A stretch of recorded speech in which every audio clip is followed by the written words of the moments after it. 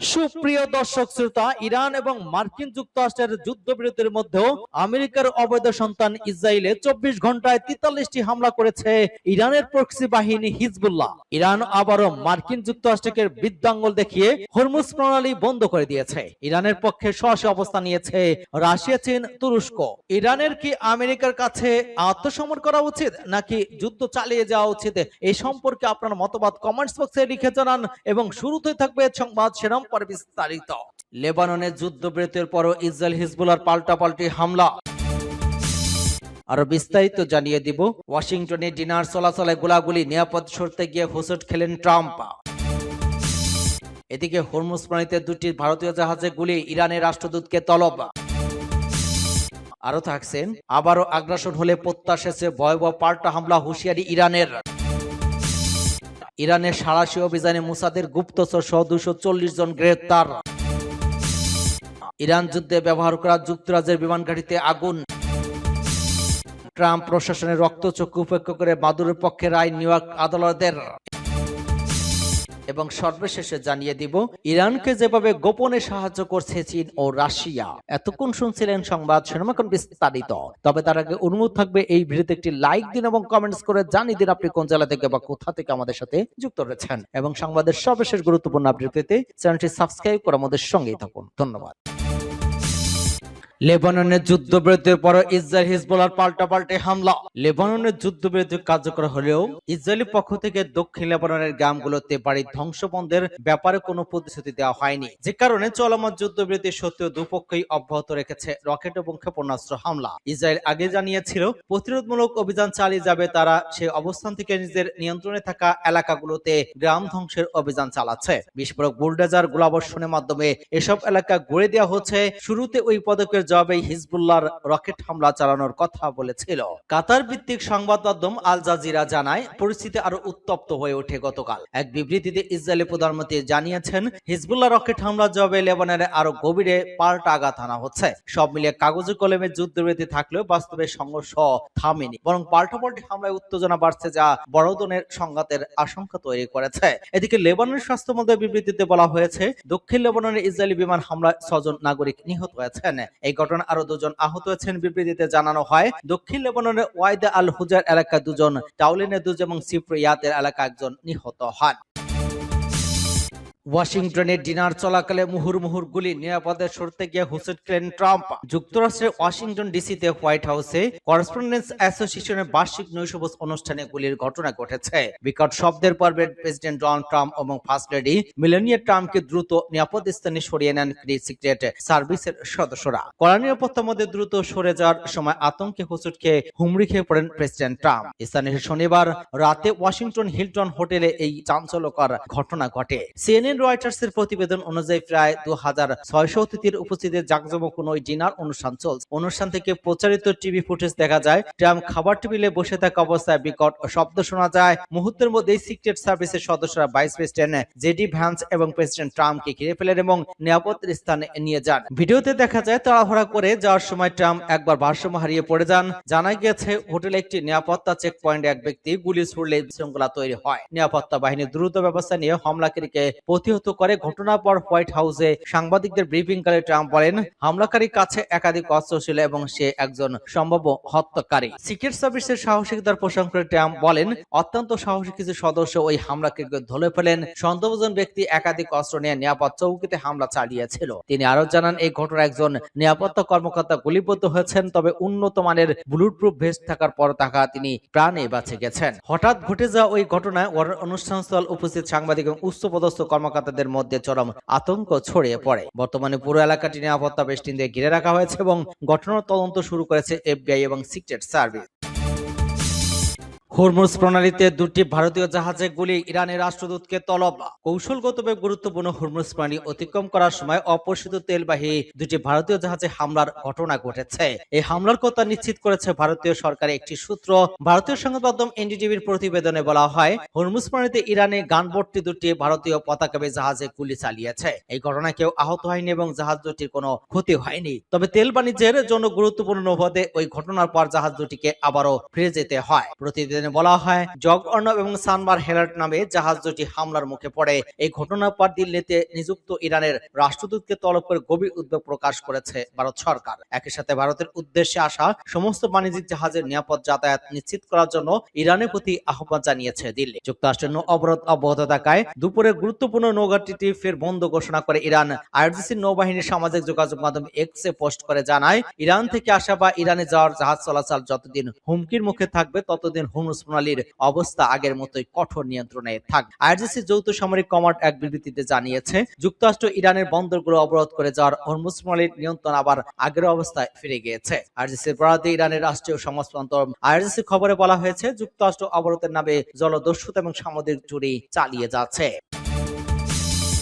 আবার আগ্রাসন হলে প্রত্যাশা আছে ভয়াবহ পাল্টা হামলার হুঁশিয়ারি ইরানের। শত্রুপক্ষ কোনো ধরনের ভুল হিসাব নিকাশ করলে বা নতুন করে আগ্রাসন আনার চেষ্টা করলে প্রত্যাশা আছে ভয়াবহ পাল্টা জবাব দেওয়ার কঠোর হুঁশিয়ারি দিয়েছে ইরানি ইসলামী বিপ্লবী গার্ড বাহিনী আইআরজিসি। চলমান মধ্যপ্রাচ্যের উত্তেজনার মধ্যে ইরানের ওই বার্তা আন্তর্জাতিক মহলে নতুন করে সংখ্যার জন্ম দিয়েছে।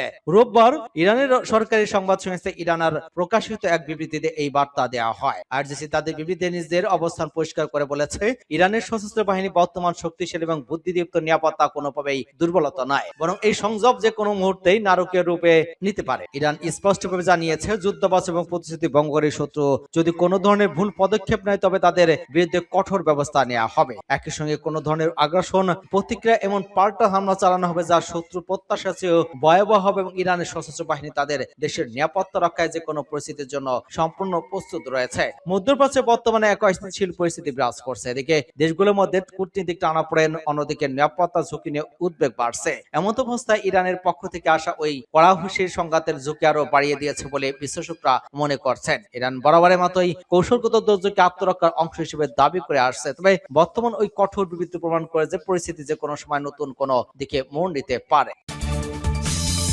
ইরানের সাহসী অভিযানে মোসাদের গুপ্তচর সহ 240 জন গ্রেপ্তার। ইরানের শক্তিশালী সামরিক বাহিনী ইসলামী রেভলিউশন গার্ড কর্পস আইআরজিসি দেশটির কুর্দিস্তান এবং কেরান প্রদেশে পৃথক সাহসী অভিযান চালিয়ে প্রায় 240 জনকে গ্রেপ্তার করেছে। ইরানের সংবাদ সংস্থা মেহের নিউজ এই তথ্য জানিয়েছে, তার উদ্ধৃতি দিয়েছে আল জাজিরা। কেরান প্রদেশে অভিযান চালিয়ে 155 জনকে আটক করা হয়। আইআরজিসির দাবি গ্রেপ্তারকৃতরা সরকার বিরোধী গোষ্ঠীর সঙ্গে জড়িত। এদের মধ্যে মোসাদের সাথে সম্পৃক্ততার সন্দেহে 4 জনকে গুপ্তচর হিসেবে গ্রেপ্তার করা হয়েছে। অন্যদিকে কুর্দিস্তান প্রদেশে অভিযানে 11 জনকে আটক করার পাশাপাশি একজন কুর্দি সশস্ত্র যোদ্ধাকে হত্যার দাবি করেছে বাহিনীটি। এছাড়া পৃথক আরেকটি অভিযানে আরো 70 জনকে গ্রেপ্তার করা হয়েছে। অভিযানগুলো বিপুল পরিমাণ অস্ত্র, গোলাবারুদ জব্দের কথা জানিয়েছে আইআরজিসি। তেহরানের পক্ষ থেকে বলা হয়েছে, দেশটির নিরাপত্তা বিঘ্নিত করার যে কোনো প্রচেষ্টা কঠোরভাবে দমন করতে ওই অভিযান পরিচালিত হচ্ছে। এদিকে রাজধানী তেহরানের পুলিশ এক ব্যক্তিকে গ্রেপ্তার করেছে, যার বিরুদ্ধে ক্ষেপণাস্ত্র হামলার লক্ষ্যবস্তু এবং ক্ষয়ক্ষতির তথ্য সংগ্রহ করে শত্রুপক্ষের কাছে পাঠানোর অভিযোগ আনা হয়েছে।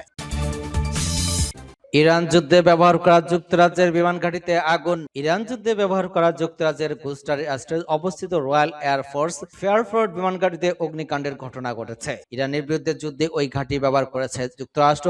রবিবার ভোরে আগুন নিয়ন্ত্রণে আনতে জরুরি সেবা সংস্থার বেশ কয়েকটি ইউনিট মোতায়েন করা হয়। যুক্তরাজ্যের সংবাদ মাধ্যম দ্য টেলিগ্রাফ ও গ্লুস্টারের লাইভ থেকে তথ্য জানানো হয়েছে। দ্য টেলিগ্রাফ জানিয়েছে, ঘটনায় কোনো হতাহতের খবর পাওয়া যায়নি। এছাড়া রয়্যাল এয়ার ফোর্সের কোনো উড়োজাহাজের ক্ষতি হয়নি। তবে বিমান ঘাঁটিতে অবস্থিত মার্কিন বিমান বাহিনীর কি ক্ষয়ক্ষতি হয়েছে তাৎক্ষণিক তা জানানো হয়নি। সূত্র বিবিসি ডন নিউজ। ট্রাম্প প্রশাসনের রক্তচক্ষু উপেক্ষা করে মাদুরোর পক্ষে রায় নিউ ইয়র্ক আদালতের।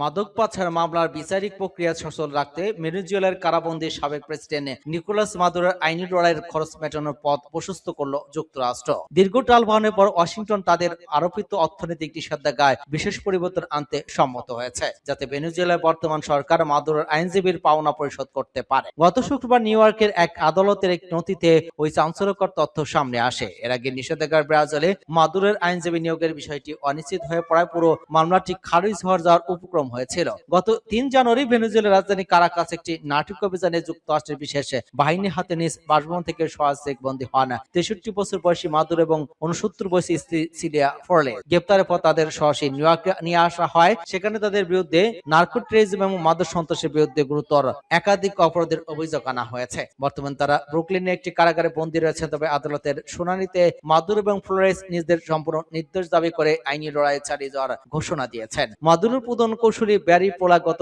ফেব্রুয়ারিতে ম্যানহান্টারের জেলা জজ আলবিন হেলেস্টনের কাছে মামলাটি খারিজের আবেদন জানিয়েছিলেন। তার যুক্তি ছিল মার্কিন নিষেধাজ্ঞার কারণে ভেনেজুয়েলা সরকার তার ফি পরিশোধ করতে পারছে না, যা একজন আসামির সাংবিধানিক অধিকারের পরিপন্থী। পোলাক দাবি করেন ওই নিষেধাজ্ঞা কার্যকর থাকলে মাদুরো তার পছন্দের আইনজীবী নিয়োগের অধিকার থেকে বঞ্চিত হচ্ছেন, যা মার্কিন সংবিধানের 6ষ্ঠ সংশোধনীর সুস্পষ্ট লঙ্ঘন। আইনজীবীরা আদালতকে জানান মাদুরো বা ফ্লোরেস ব্যক্তিগত ওই বিপুল আইনি খরচ বহন করতে সক্ষম হবে। ভেনেজুয়েলার বর্তমান সরকার এই ব্যবহার করতে প্রস্তুত রয়েছে। মার্কিন নাগরিকত্ব নির্বিশেষে সকল আসামির জন্য সাংবিধানিক অধিকার সমানভাবে প্রযোজ্য। গত 26 মাসে এক শুনানিতে বিচারিক হেলিস্টেন মামলাটি সরাসরি খারিজ করতে রাজি না হলেও সরকার অনড় অবস্থানের প্রতি সংশয় প্রকাশ করেছেন। তিনি ইঙ্গিত দেন যে একজন আসামির আত্মপক্ষ সমর্থনের অধিকার রক্ষা করা রাষ্ট্রের অন্যতম প্রাথমিক দায়িত্ব। বিবাদী পক্ষের যুক্তি ছিল যে কোনো ব্যক্তিকে বিচারে মুখোমুখি করতে আবার তার আইনি সহায়তার পথ বন্ধ করে দেওয়া ন্যায় বিচারের পরিপন্থী। বিচারক এই পর্যবেক্ষণ শেষ পর্যন্ত মার্কিন প্রশাসনে তাদের কঠোর অবস্থান থেকে পিছু হটতে বাধ্য করেছে বলে ধারণা করা হচ্ছে। আদালতে সরকারি কৌশলী কাইল উইসেরও যুক্তি দিয়ে বলেছেন যে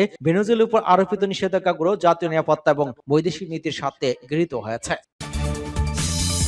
ইরানকে যেভাবে গোপনে সাহায্য করছে চীন ও রাশিয়া। যুক্তরাষ্ট্রের 3 জন জ্যেষ্ঠ কর্মকর্তা যখন দ্য ওয়াশিংটন পোস্টকে জানিয়েছেন যে রাশিয়া ইরানকে সংবেদনশীল গোয়েন্দা তথ্য দিচ্ছে, এর মাধ্যমে ওই কর্মকর্তার শুধু একটি কৌশলগত জোটের ইঙ্গিত দেননি, তার সামনে এনেছেন যুদ্ধের এক নতুন বাস্তবতা, এমন এক যুদ্ধ যার কোনো নির্দিষ্ট ফ্রন্টলাইন নেই। এই যুদ্ধের ট্যাঙ্ক ক্ষেপণাস্ত্র দিয়ে লড়া হচ্ছে না, এখানে লড়াই হচ্ছে রাডারের তরঙ্গ, স্যাটেলাইটের তথ্য এবং এনক্লেভ স্থানাঙ্ক দিয়ে। উপসাগর অঞ্চলে এখন যুদ্ধক্ষেত্রে মূলত তড়িৎ সম্পর্ক বর্ণালী। দুপক্ষই চেষ্টা করছে প্রতিপক্ষের প্রযুক্তিতে অন্ধ করে দিতে। রুশ প্রেসিডেন্ট ভ্লাদিমির পুতিন নাকি মার্কিন প্রেসিডেন্ট ডোনাল্ড ট্রাম্পের সঙ্গে ফোন আলাপে ইরানকে গোয়েন্দা তথ্য দেওয়ার বিষয়টি অস্বীকার করেছেন, কিন্তু এই অস্বীকারের বাস্তব গুরুত্ব খুব বেশি নয়। ইউক্রেন যুদ্ধে রাশিয়া ইতিমধ্যে ইরানের ড্রোন এবং গোলাবারুদ ব্যবহার করছে, অন্যদিকে যুক্তরাষ্ট্র ইউক্রেনকে যে লক্ষ্য নির্ধারণ তথ্য দিয়েছে তা ব্যবহার করে রুশ অবস্থানে হামলা হচ্ছে। এমনকি পুতিনের বাসভবনের কাছাকাছি এলাকাও নাকি লক্ষ্যবস্তু হয়েছিল, ফলে মস্কোর হিসাব বোঝা কঠিন নয়। গোয়েন্দা তথ্য এখন এক ধরনের মুদ্রা, পুতিন কেবল সেই মুদ্রা খরচ করছেন। সাবেক সিআইএ কর্মকর্তা রেস রিডার একবার বলেছিলেন, আধুনিক যুদ্ধে অনেক সময় স্থানাঙ্কগুলির চেয়ে বেশি মূল্যবান। সে জানে শত্রু কোথায় আছে, শেষ পর্যন্ত যার সম্ভাবনা তারই বেশি। উপসাগর অঞ্চলে এখন সেই বাস্তবতা স্পষ্ট ফুটে এসেছে। রাশিয়ার গোয়েন্দা তত্ত্বের ইরানকে এমন নির্ভুলভাবে মার্কিন এবং ইসরায়েলি সামরিক স্তম্ভদের অবস্থান নির্ধারণ সহায়তা করছে যা তেহরানের পক্ষে সম্ভব ছিল।